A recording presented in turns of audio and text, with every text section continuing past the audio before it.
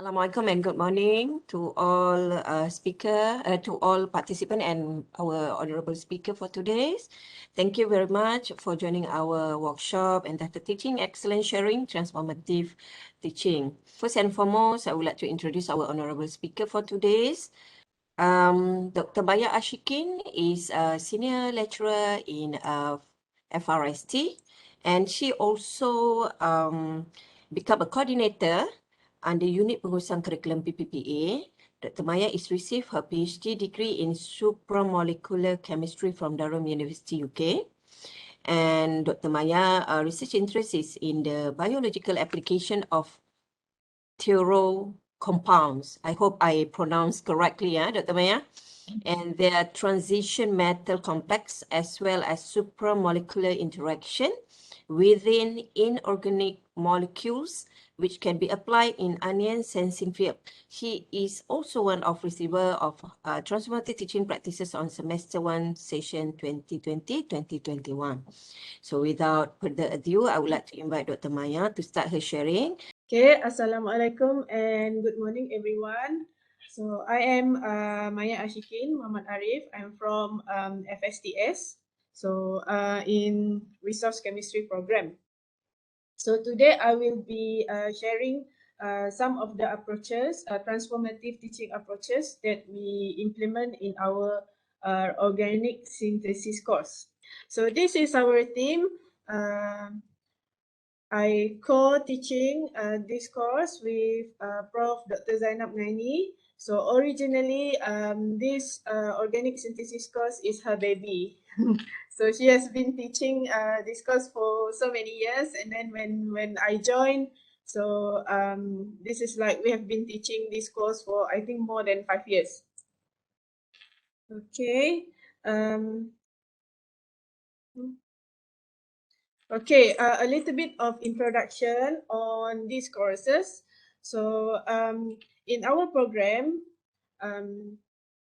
organic chemistry is one of the many courses. I think it's the only courses that has 3 levels. So some of our courses in the program only up to 2nd level, but these courses until 3rd level. So first, the first level is Organic Chemistry 1, which is taught during students' first year, their first year of study, and then when they go to 2nd year, they will learn this Organic Chemistry 2, and then when further up until 3rd year, so they will learn this Organic Synthesis. Okay, so organic synthesis is like the advanced version of organic 1 and organic chemistry 2. But in order to master organic synthesis, students are normally required to have a strong foundation in organic chemistry 1 and organic chemistry 2. So what are the similarities between these 3 courses? They are all fundamental type of courses and lots of facts, lots of reactions and lots of mechanism and all that. But what is the difference? In organic 1 and organic chemistry 2, we usually, when we talk about chemical reaction, we usually talk about A plus B becomes C, or A plus B plus C become D, something like that. But in organic synthesis, although we also emphasize on A plus B become C, but sometimes we give students C, so how to get this C? Okay, and there are many ways that they can move around in order to get C, this C compound. Okay, so this what makes these courses a bit harder for students, because if they do not master the forward things, it is not easy for them to imagine or doing the backward reaction that I have mentioned. Yeah. Okay, so these are this is the activities or timeline when we conduct this course. Okay, so in today's session, I will be like basically discuss on what we have done during 2020 and what have been improved during 2021 lah. Okay, based on students' feedback and then all that lah. Okay, so normally when we conduct this course, we will have the first session is usually on the course briefing lah. So we tell students the distribution of marks, so what should they expect from this class. And then we also have, so for every learning unit, in this course we have 5 different learning unit, and we employ different types of lecture. So the first, we have a mix of synchronous and asynchronous session. So for asynchronous, we usually record a video and then we upload it in the YouTube. Okay, and then for synchronous class, we usually done it through WebEx, and then it will be recorded and also will be uploaded into uploaded on the YouTube. The thing about YouTube is normally for the asynchronous one, the recorded one, okay, the recorded one, we usually make it less than 15 minutes because organic chemistry is something like, I'm not sure about other subject, but inorganic chemistry will, because it is a hard course, it's a bit difficult course, so the attention span is not long. So we minimize the duration of the video, and the longest around 15 minutes lah. Okay, and student like this because when we ask student, when we get feedback from student like the short duration of the video, and then they prefer if we upload it in the YouTube other than we share our Google Drive.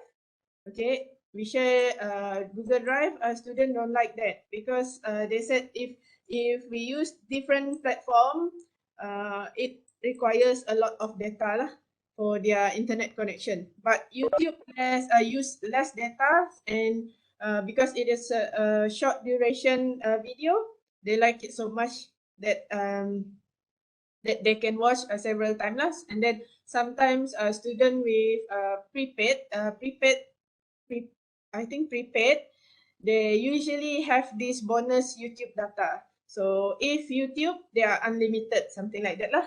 Okay, so it's easy for them, especially during COVID, where they have to use lots of their data for the teaching and learning lah.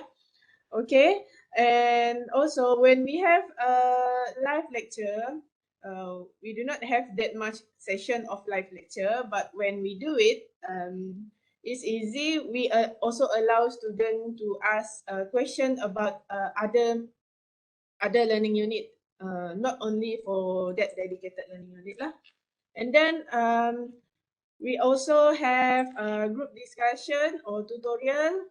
Okay, and group discussion, but although sometimes we did live, and we also have a WhatsApp group for our students. So sometimes if like waiting for too long for the session, so they can just ask us straight away in the WhatsApp group. And normally me and Prof Zainab, we are very responsive to WhatsApp.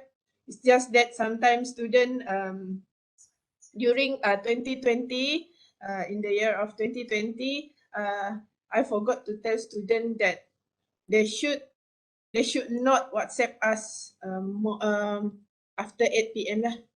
And then sometimes student dia orang belajar pukul 3 pagi ya. They're doing their revision at 3 a.m. and they suddenly has question and they ask. Okay, and then they don't care.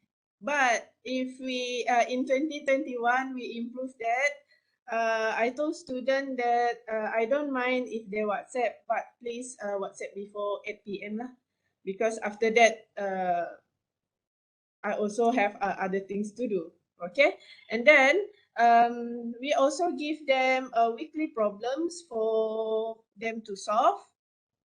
And then these weekly problems, and in 2021, we give it individually. We give we ask students to do this individually and submit their answer. So after 1 week, we will discuss the answer. Okay, and for every learning unit, we also have short quiz as assignment. This is basically the MCQ lah. MCQ, so that instead of doing structure, student also get trained in doing MCQ based question lah. Okay, so after learning unit 1 and learning unit 2, we move to midterm exam, and after that continue with short quiz and also project and video presentation. And then after they did this assignment, they have a reflection, and then we move to final exam. Okay, so these are some of the students' perception. These are the famous student perception on this course. Okay. The first one is too many reactions mechanism that need to be memorized, because student thinks that rote learning or memorizing is the only way to do to excel this course. They always think that they have to memorize everything. They always think that way. And then second perception is this course is a killer course, too difficult to understand. So many students fail this course. Okay. Actually, when I read the comment or reflection from students, they are saying something like senior said, senior told us, this senior told us. The thing is, the learning experience is difficult from one person to one person. So that senior may say it is hard, but if he or she understand well, it not might be that difficult for her. Okay, and then the number three perception is that they are not sure what is the application of the knowledge obtained from this course in daily life. Okay, the thing with student is, if they think it is not useful to study this course, why should I study? Okay, so what is the application, and if they don't know what they are going to do with the knowledge, they lose their interest. Okay, that's the thing that we try to overcome. I mean, to address. These are the concerns of students that we try to address so that they can learn better lah. Okay, so how do we address this concern? So we also implement some of the transformative approaches, transformative learning approaches. Okay, the first one is through inquiry-based learning. So this inquiry-based learning is usually from live lecture, tutorial, learning activities, and also their assessment lah. And then another approaches that we use is Paragogi or Paragogi lah. So Paragogi is usually from the tutorial and also assessment. And then one of the another approach that we use, so inquiry-based learning and Paragogi is more to like teaching and learning lah, teaching delivery. But for assessment, we put one of our assessment as a challenge-based assessment. Okay, so as you all know, I am also a coordinator in PVPA. So every semester I will send email to people saying that they need to fulfill this KPI, you know, the FRC KPI, Future Ready KPI. And if I want, if we always preach that KPI, and of course, we, the one that is preaching it, should apply this in our program, in our course lah. So this Paragogi and challenge-based assessment is also part of the KPI 1B lah, which is on the future ready curriculum. Paragogi is element 2 and challenge based assessment is element 3. Okay. So first, I'm going to talk about inquiry-based learning and some introduction on the inquiry-based learning in case you are not familiar with it. But I think most of us lecturer here already know what is inquiry-based learning. It's just that I just want to refresh. Yeah? Okay, so inquiry-based learning is a step-up process, meaning there are five steps here. The first step is ask questions, meaning student ask question. But sometimes from my observation through all these years, sometimes it is not easy to get question from student, especially when they don't like the course. They think the course is too hard. It's not easy to get question from them. So what we do is we provide a set of question, a problem for them to do. So once they stumble and they start to ask questions, okay. And then the second step is when we give them question or when they ask question, they will find the solution.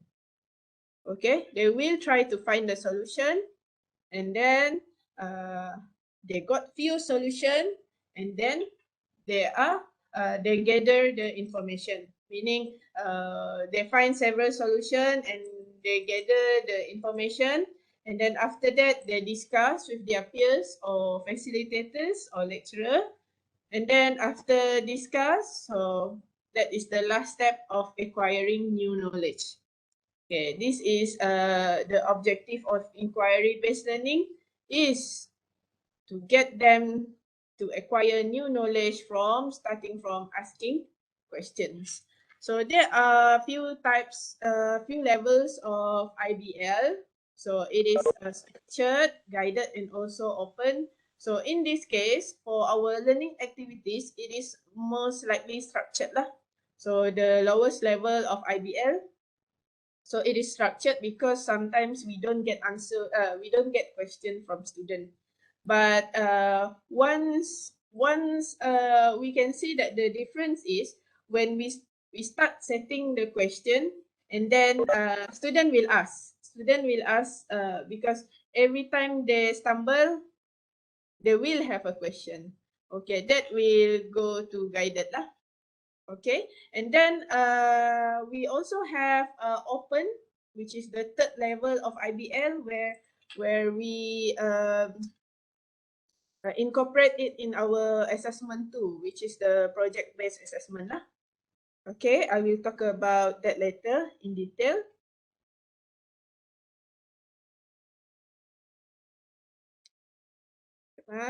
Okay.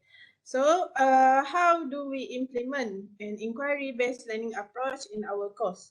Okay, we provide questions for every learning unit, and the question is open-ended, meaning like I said just now, in organic synthesis, we tend to have, let's say we want to make A, we want to make C from A, or we want to make E from A. Okay, so we can have so many pathways.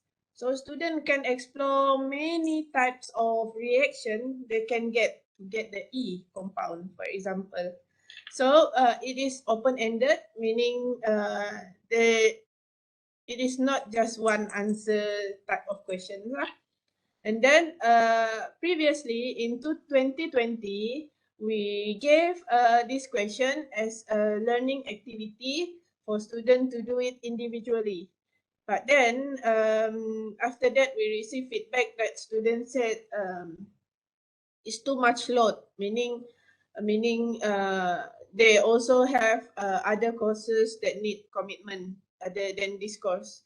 So in 2021, so in 2022, when we give them question, after a week, we discuss, they share their answer and we discuss in the tutorial session. But then in 2021, so we improve, we give the question, but then they do it synchronous. I mean, we have the tutorial session, we give the question that time, and then we put them into a breakout room with group members, and they have to think within the group, and then after that, after some time, they will be reverted to the main room, and they will discuss their answer and explain. Okay, sometimes when students do this, of course, as a facilitator, if there is something wrong, we correct, and then if they need more explanation, we will interrupt lah. Okay, but what we have been doing is that we observe that students, when they are forced to do this, they actually can think.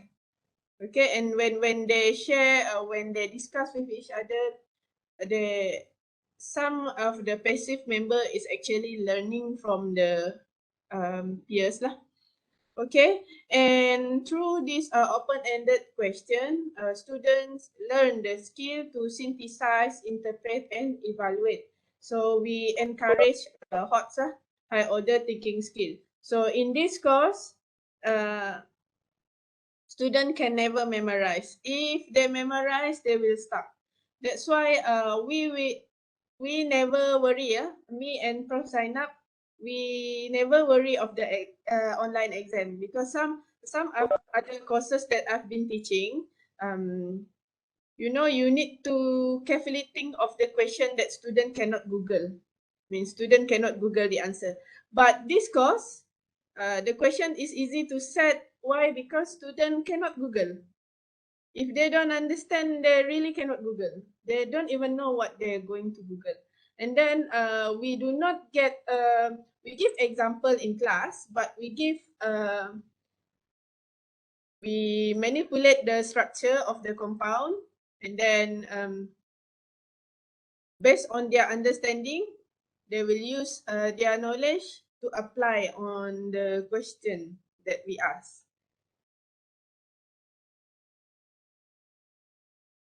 Okay, these are the example of questions that we ask, set of questions, but these are only some part of the example. We also have a few more, and then these courses require students to know how to draw the chemical structure. This is the very important skill. If they do not know how to draw, then it's going to be very, very hard for them. But usually this skill has been acquired since I think high school, secondary school, they already know how to draw this. Okay, it's just that when they move up to the university, it is intensified lah. Okay. Okay, now I'm going to talk about paragogi or pedagogy. So pedagogy is, these are the main points of pedagogy, where it is something like learning with friends or core learning. And usually pedagogy involve digital media or online tools to connect, to co-construct knowledge, and also for students to co-learn. And paragogi learning involve a social, active, and ongoing process. Meaning that if we do not implement paragogi, okay, students do things individually, they are still learning, but it does not involve any social skills. Okay, and during our session or tutorial session, when we break students into different groups. We just randomly put them with anyone. But you know, sometimes students said it's hard to communicate because they don't know their group members. But we always told students that that is what happened when you are working later on. Sometimes we don't work. We don't usually work with people that we know.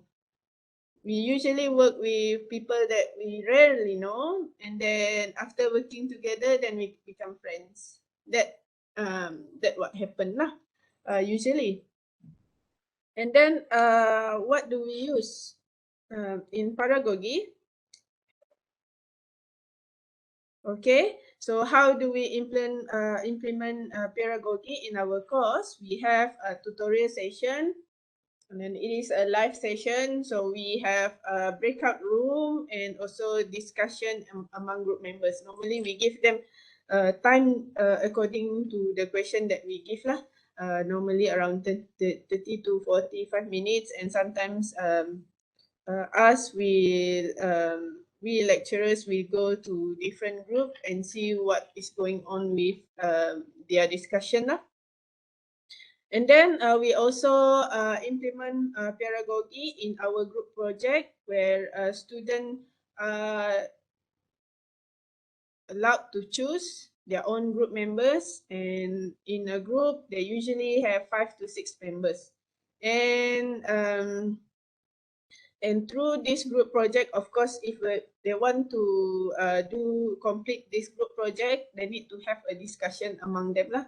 Previously, before 2020, because we think that in 2020, where before 2020, where we give this group project quite a high percentage, so we asked them to form a group like 8 to 10 members per group. But then students are complaining because out of the 10, 3 are not responsive. 3 are like free rider. Not many group like that lah, only just 1 or 2 groups, but still it affects student emotionally lah. And then what happened is that after that, we reduce the percentage of the marks, and then we only allow 5 to 6 members per group. And after that, when we reduce the number of members per group, students do not complain that kind of problem anymore lah. Okay, meaning that it is not feasible to work in a very large group for group project, and especially when it is doing online. Okay. Okay, so another approach that we use is challenge-based assessment. So a little bit of sharing on what is challenge-based assessment. So challenge-based assessment is one of the alternative assessment in the elementary of KPI, KPI speed. So challenge-based assessment emphasize on collaboration, cooperation, and group competition. Instead of doing a normal group project, we turn it into a group competition. So for example, hackathon can be a model. Hackathon, I think it is for FIT, if I'm not mistaken. So it can be a model for a competitive and challenge-based assessment to encourage students to collaborate with each other and solve a common problem. And usually in hackathon, it is developed in computer science field with help for programming and coding competition. And educators can imitate this type of event and adapt it into their own assessment to encourage competitiveness among students. Okay, when we plan to convert our group assessment to challenge-based assessment, it's not that hard. It is doable because you just convert it into a competition, meaning you told students that there will be a winner for this assessment. Okay, this actually really motivates them, really motivates them, because they want to make most of them lah, but most of them really motivates because they want to be the winner. Okay, because this is some kind human like recognition. I mean, that is the thing that motivates this challenge-based assessment. As a human, sometimes we don't really care about the prize, but we want the acknowledgement. So this student, when you acknowledge them, it encourages them to learn. Okay, so they have a little bit of motivation to do this kind of assessment. Okay, so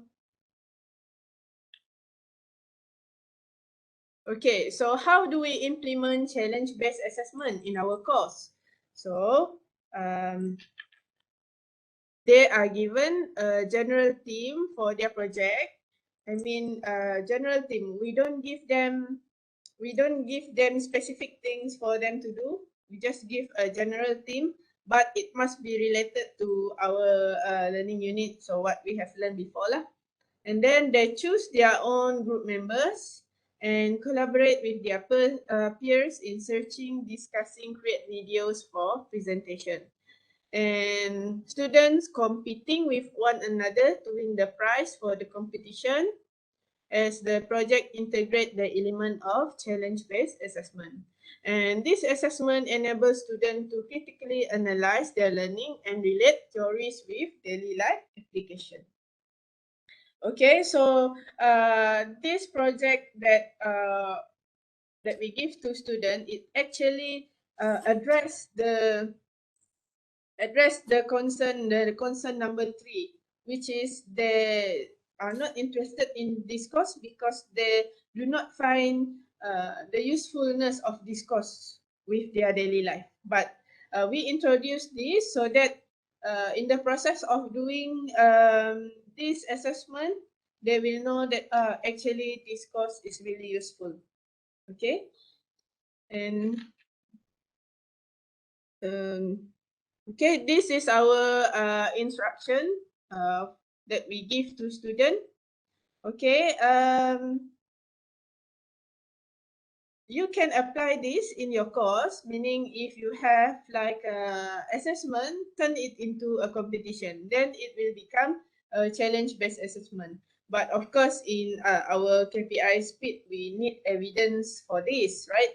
We need your instruction material, we need your rubric, and we need a student sample of work. Okay, so this is an example of the instruction that we gave to our student. So so I will just read the detail of this assignment. So this is a group assignment. So when there is a group, so it is also a paragogi. Okay, that consists 5 to 6 members per group, and students are required to choose their group members in the ELIP. Okay, and because we have a different lecture group, normally in our organic synthesis, we have 3 lecture groups. So some of the groups are handled by Prof. Zainab and some of the group are handled by me.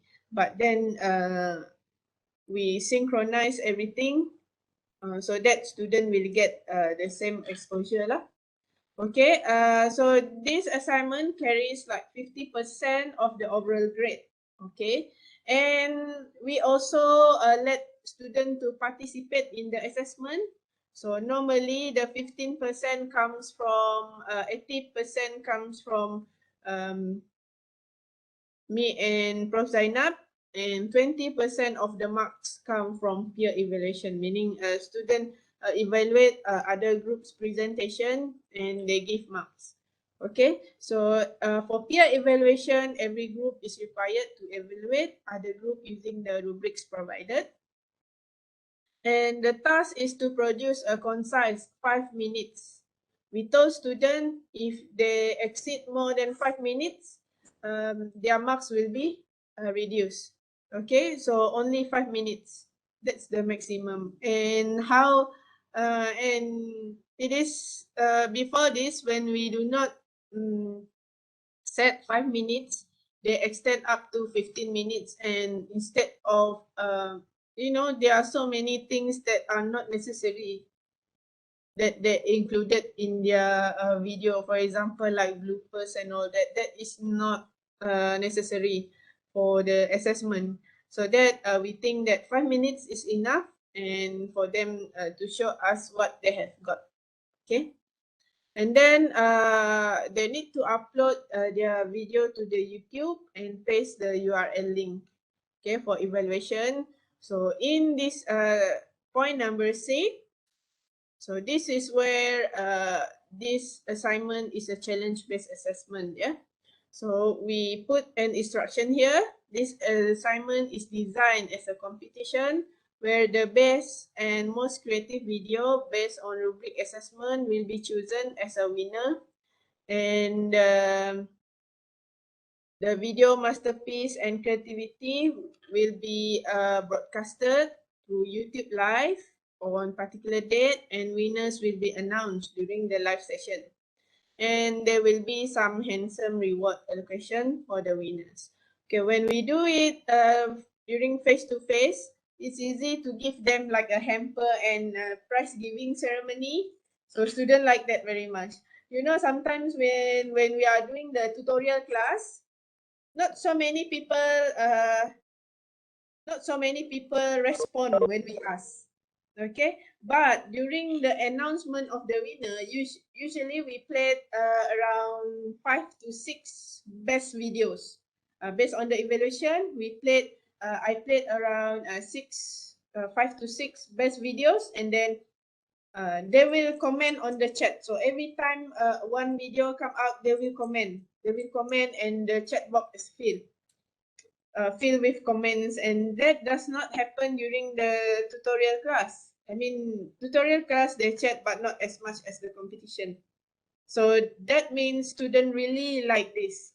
And they are very, very keen and interested to watch this. And it is very, the sense of macam nervous kan, bila nak announce winner, group kita menang ke tak macam ni ya. And then usually during this online, in 2020 and 2021, we give them money lah as prize. But it depends on you how you want to reward your student. It doesn't have to be a monetary reward, but for us it is easy lah to give monetary reward. And usually after the session, I told the student, so those winners, please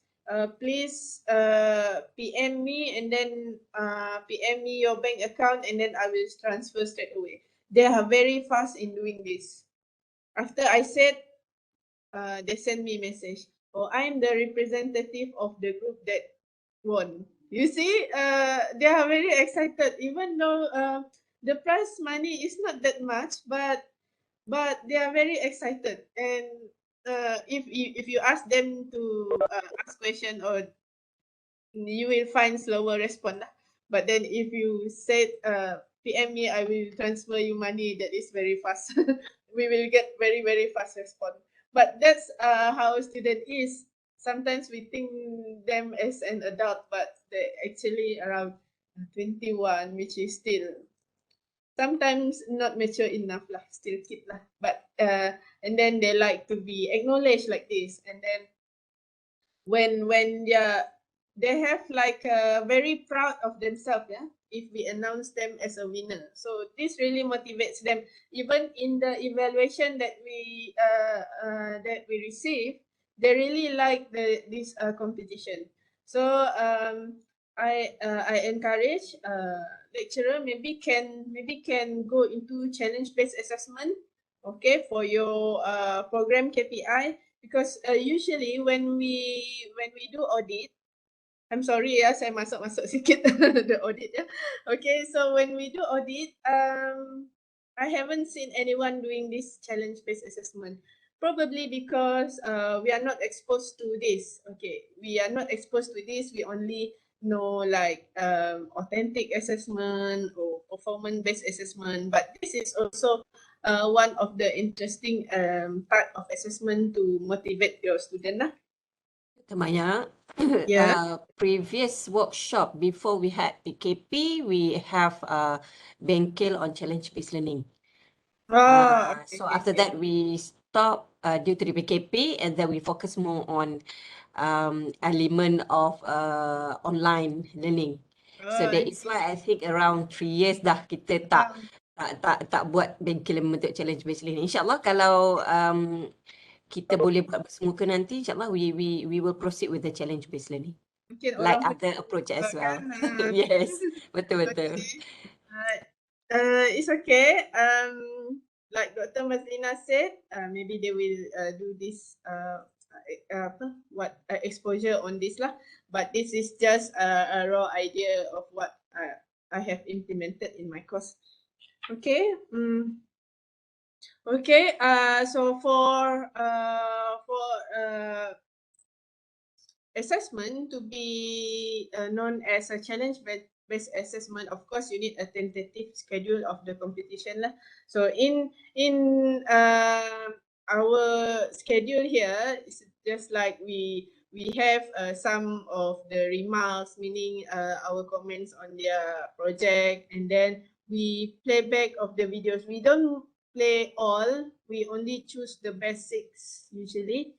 And after that, after we play back all, we announce the winners. And usually,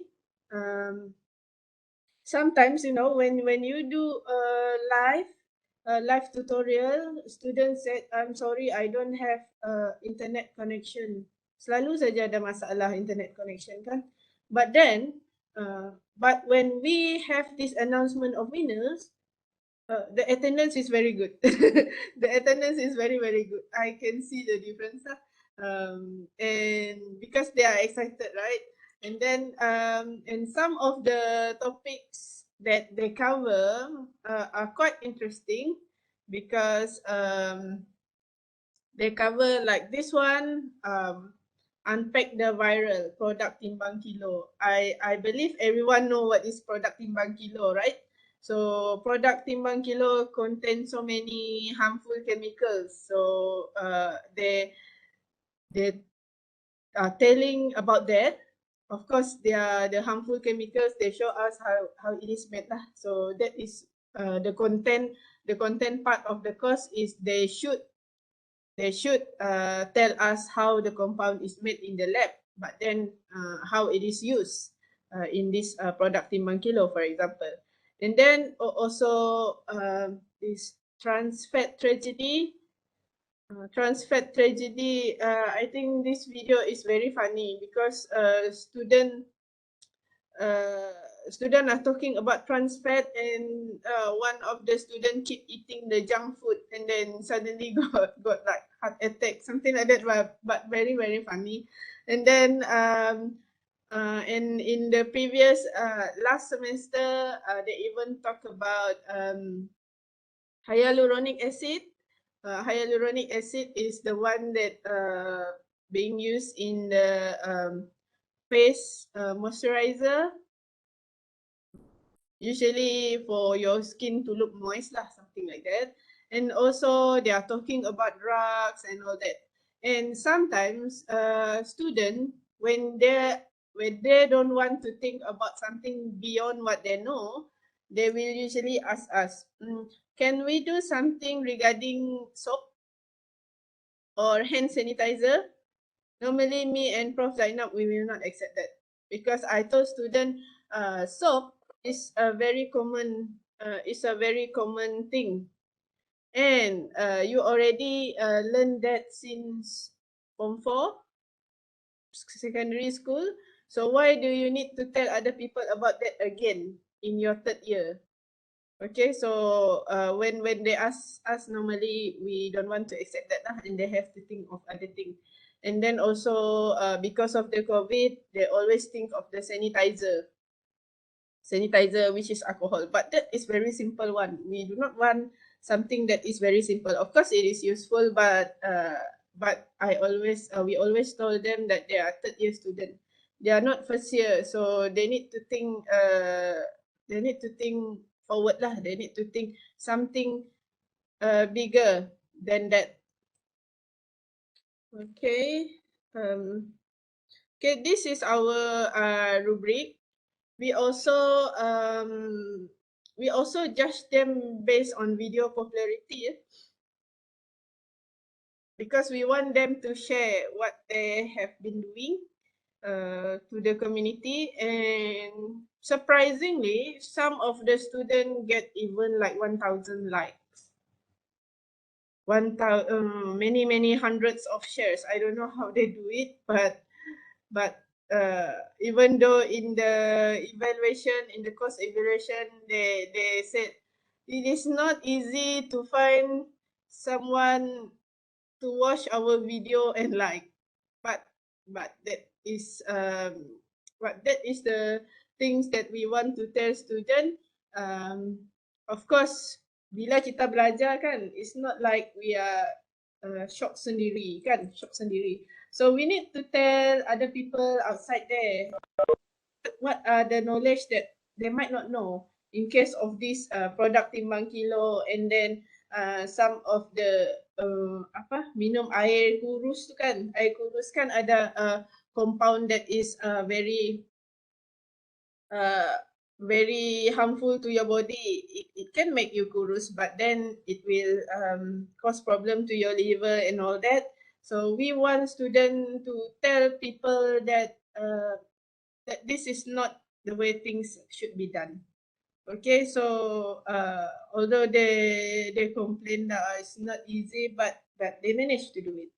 So in terms of student achievement, so we monitor the CLO. Of course, we made some adjustment on the CLO mapping lah. Okay. But what we want to focus is that the failure of student. Okay. This course, because sometimes bila student tak minat, they don't really want to learn and they don't put effort on this. But if we manage to pull them, if we manage to make they interested into this course, we can actually move them from the, if they are very like weak student, we can move them from fail to not fail lah. Okay, and of course this is not the only objective. We want them to get the most of what they learn in class. Okay, in 2018 we have like 4%, because at that time we don't really focus. We give example, we give question, but not as much lah. And then in 2009, okay, it keep increasing. And then in 2020, where we implement those, we give them like a banyak soalan untuk for them to do. So the percentage of the failure reduce lah, become 0. Okay, this is quite a good achievement for our course, because when there is no failure rate, so this batch of students, when they talk to their junior, it's not that hard. Okay, you see, sometimes students don't listen to us. They always listen to the senior. I don't know what is the power of that senior, but they always listen to that senior. So whatever their senior said, they always senior said. Okay, so but it is also depends on the batch lah. It is very individualistic. Not to say that if this work for this batch, it might not work for another batch. It's like one size does not fit all, but we are trying our best to motivate our students so that they can get the most of our course. Okay, what about student reflection and feedback? Okay, so this is what we normally practice. Okay, when we start the first lecture on week 1 or week 2, after that, before we start the lecture, we usually ask them what are their expectation and what are their perception. So that is the perception that I get. Okay, so after 1 to 2 weeks, I ask them again. So how is the teaching delivery and all that? You know, when I record the first video, the first asynchronous video, I put some music into it. I put some music, and then I thought they will like the music because the music is like a very soothing kind of music. So while they learn, they can like it's a very calm music lah. I don't put any rock music in the video, but student tak suka juga. Tak suka juga ada music. They said, can you please remove the background music because I cannot learn with the music. So the thing is, okay, and then I told student, since you want me to remove the background music, so after this, our video will not have any more music lah. And then after that, somebody also said, can you please put back the music because I like the music. It make me calm during the learning. And then I told, it depends on you lah. If you want to put music, you turn on music yourself. So it's just when things have been added, you cannot remove it. But if it is not added, you can add lah, something like that. So okay lah. And then after that, after the pre, and then they always say that they want more exercise. They want more exercise. They always say things like that because they want to be more familiar. Organic synthesis is it's just like mathematics. So not only organic synthesis, organic chemistry overall, it's just like mathematics. So student will not get anything from just reading. It is not a course that you can just read. But there are also some of my course which very factual and student can read. So in this last semester, I taught 2 courses, third year courses. One is organic synthesis, another one is food chemistry. So food chemistry, the nature of the course is already interesting, and it is already applied kind of course. So student do not have any perception. So student, and even when they learn, they can read, and then because food chemistry is very relatable to their daily life. They can see straight away. They don't have to think much like organic synthesis. They have to relate. They have to think. Okay, for food chemistry, they can straight away relate. So so the approach is a bit different lah.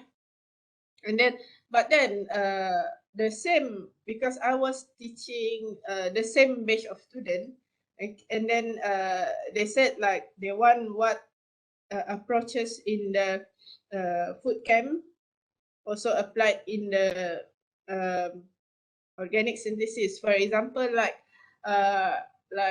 what we did in food chemistry, we used to have student to do Kahoot, something like that. Like playing quiz, they really like it. They like game type of. They really like game based. But then the thing is, with organic synthesis, if we put them into Kahoot, because it is very like it involves so many reaction, it is impossible. It's not impossible, but it is not possible to get the answer within short time. They have to think. So we do not apply that, but of course they said if I can if we can put this game into the course, it will be more interesting. Okay, I'll take that, and then we will think of how we can do about it. And then after a while, student like, of course, student like this problem. But then remember that before this, I said when students do it individually, they said this is too much of work. They also have another commitment in other courses. But then when we put it in the group, also student kata some of the group member do not communicate during the discussion. Okay, like I said, kita tak boleh puaskan hati semua orang. I mean macam tu lah. So there is no one size fits all, but but maybe we can like assign their group early so that that kind of solving problem lah. I will think of what they've said and what we can do to improve the delivery of our course.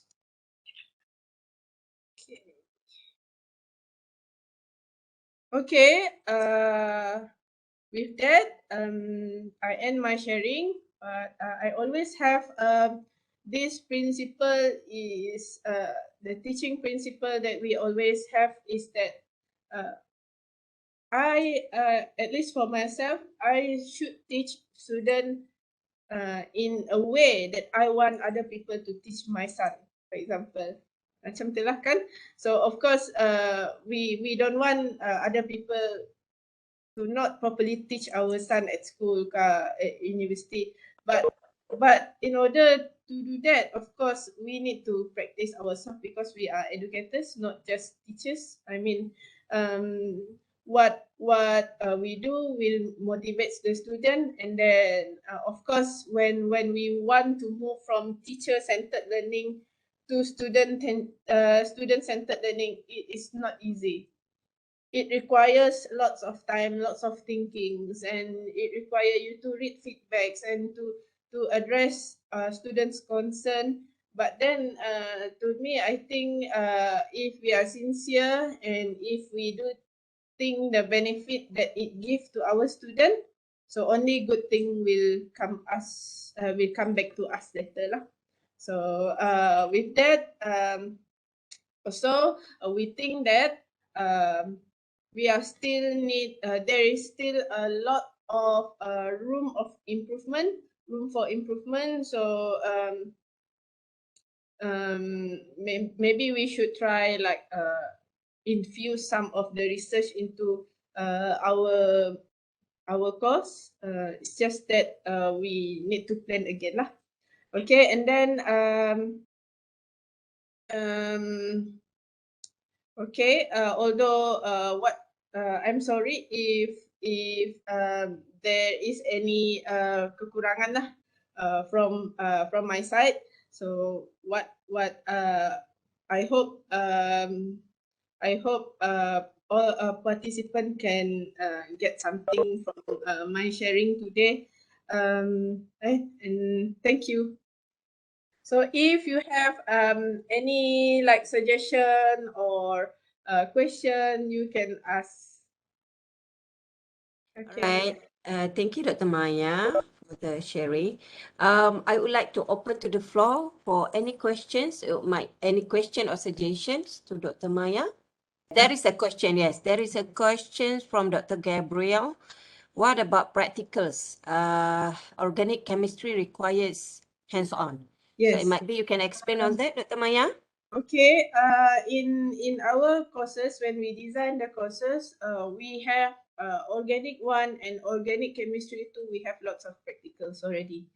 And then normally for organic synthesis, we try to put 1 practical, but then due to pandemic, we cannot do that. So that's why we ask students to do this, to do a project, and then think of how this reaction might work lah. And then this is also an organic chemistry, which is advanced organic, yeah.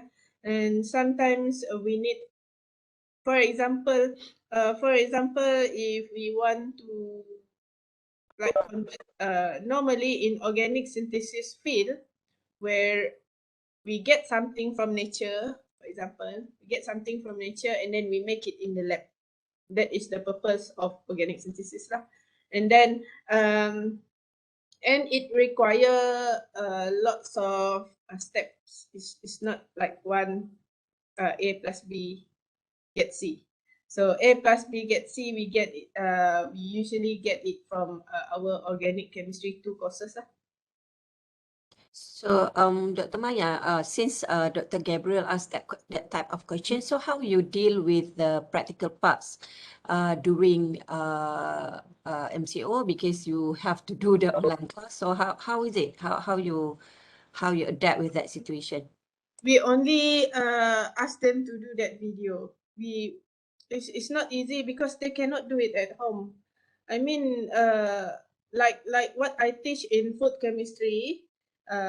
In food chemistry, we also introduce some practical, but student can do it at home when they are playing with the food, when they are playing with the eggs. But in organic synthesis, there is a limitation lah, because organic synthesis require chemicals and the setup, which is not feasible to do it at home.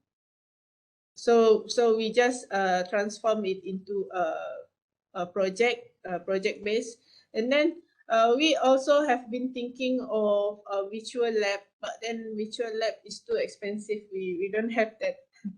We don't have that. So that's the only way that we can go about. Yeah, I heard about virtual lab as well. When I attend one workshop, and then this fellow person is from engineering faculty, engineering program. So they mentioned about virtual lab as well. But I think, yeah, it's costly, right? Yes, So it's very expensive. it's costly, right? Very expensive. So yeah, due to that, Dr. Maya, so how, yeah, definitely there is a different what we call different achievement lah kan, sebab we are using a different type of approach. Before this you are using lab, physical lab, but then after that you have to do in term of project. So how is it, do you see any differences in term of understanding of the student? How is it, Dr. Maya? As far as what we have observed, they still can get it. They still understand. Because the thing with we always told students that organic synthesis is not something that you have to remember. It's just that you need to understand. So once you understand, you can go about. You know, before this, before the MCO, where one of our students even get 100 for final exam, which is, I think it is amazing because 100 is, the last time I got 100, I don't know, darjah 1, darjah 2 kan, but this student can get 100 in the final exam, which I think amazing lah. And then it also depends on the student interest. You know, one of my student last semester, because I teach two third year courses, right, at this in the same semester, so I can do comparison and I know most of them because I've been teaching these two courses simultaneously. And then one of the student is very, very good in organic synthesis, and even the final also get like 90 something. But this student is not good in food chemistry. In food chemistry, he only got around 65, something like that. But in organic synthesis, he got an A. Okay, so I think it also depend on the interest of the student, because some student like because the approach is different. Like in organic synthesis, it is more like a problem solving. So it is the question only mostly asking how. Okay, how. In food chemistry, how and why. Why is a lot than how. Okay, so maybe this student like to do like mathematics, something like mathematics. They like to solve the puzzle. Whereas in food chemistry, you need to read a lot, so many facts. But in organic synthesis, as long as he understand the basic principle, so he can do it. Something like that lah. So it is very we cannot say that once the student is very good, he is very good in every subject, but not everyone like that. Normally, you can find only 1 or 2% like that, but most of the time. What do you teach food chemistry? What I teach in food chemistry? So in food chemistry, we teach about we teach on the macronutrients, micronutrients, and also the packaging, and then the storage of the storage of the food. Okay, how to prolong the lifespan of the food, something like that lah. So what the food is going what are the preservatives that we use in food, something like that. Like, it is very interesting, and it is not like a fundamental. It's not like organic synthesis, because organic synthesis is very fundamental. But once but once you once you be able to get their interest, they will like the course. So the challenge is, how do you want to make them like the course? Only then sometimes student kan, bila when things are too difficult for them, they tend to shut their mind. They will not put any effort on that. But if you able to if you can like catch a bit of interest, they will open up their mind and they will start to like this course. And then what I noticed is that when I was teaching face to face lah, masa face to face dulu, you know, it's not easy to get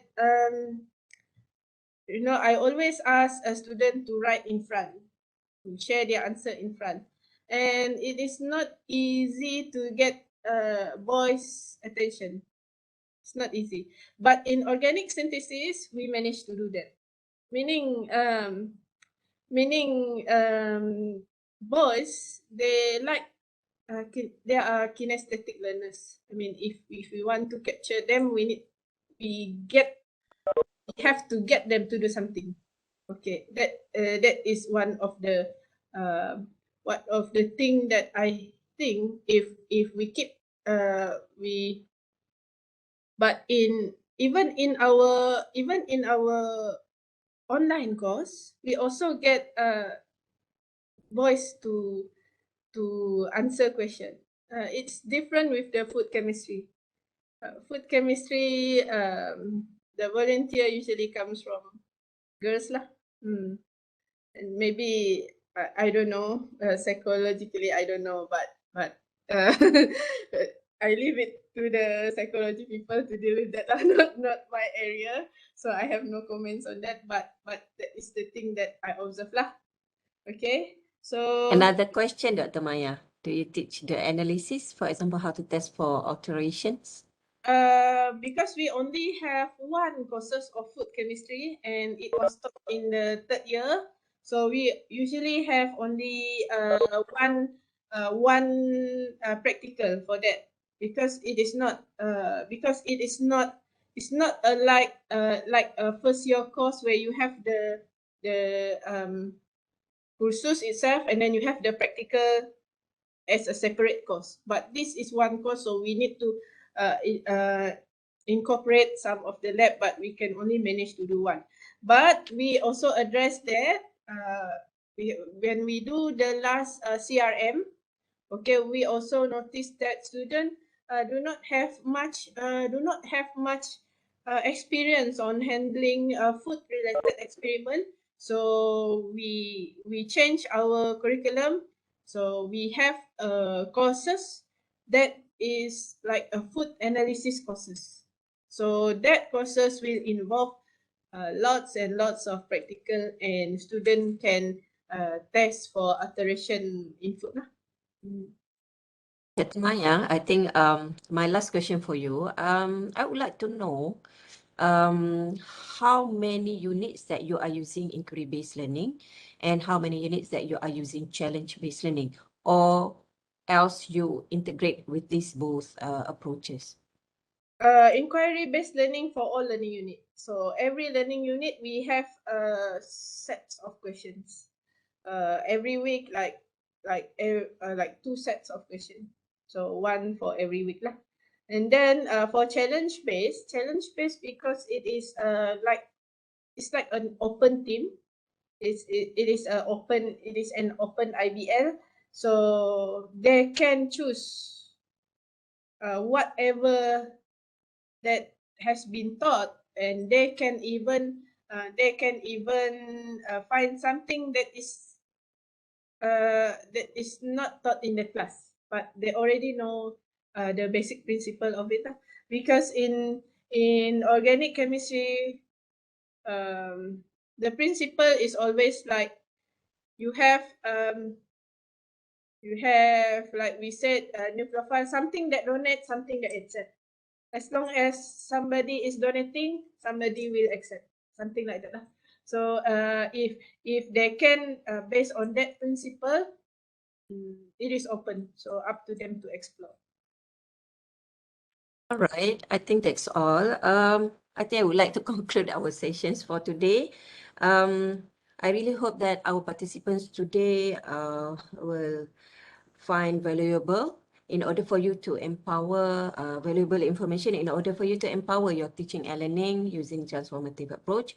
So I hope that the explanation from Dr. Maya, I think this is a bit details explanation from Dr. Maya about inquiry-based learning, challenge-based learning. This is interesting as well.